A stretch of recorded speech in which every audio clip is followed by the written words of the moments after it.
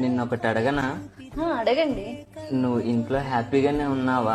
ఉన్నాను. నా వల్ల ఏం ఇబ్బంది లేదు కదా? ఏం లేదు. ఎందుకు అడుగుతున్నారు ఇప్పుడు? అంతా ఓకే కదా? ఓకే. ఏమైందండి? మరెందుకు లక్ష్మి అన్నంలో విషయం కలిపావు? అమ్మయ్యా, ఈ రోజుతో పీడ విరగడైపోతుంది. ఏమండి, మీరు రావచ్చు. లక్ష్మి ఒక్కసారి పట్టుకో. ఆ ఆస్తి పేపర్లు నీ పేరు మీదే రాసిన. నా చావుకి ఎవరు కారణం కావద్దని నేనే లెటర్ రాసుకున్నా. చివరిగా నాదొక కోరిక. నాకు అమ్మ గోరుముద్ద ఎలా ఉంటుందో తెలియదు. నువ్వు ఒక్కసారి కలిపి పెడతావు.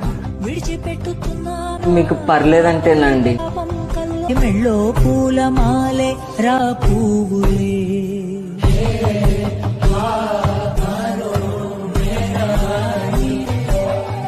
వెళ్ళం పద.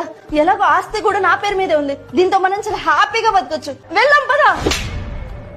వాడితో నువ్వు బతకలేవని చెప్తే టార్చర్ చేస్తున్నాడు అనుకున్నా. విషం కలిపేమని తెలిసి కూడా చివరి ముద్ద నీ చేత్తో తినాలనుకునేంత మంచోడు అనుకోలేదు. నేను బాగున్నా అని నా కోసం వాడిని చంపాలనుకున్నా. నాకంటే బాగున్నవాడు తగిలితే వాడి కోసం నన్ను చంపమని గ్యారెంటీ ఏంటి? ఛీ!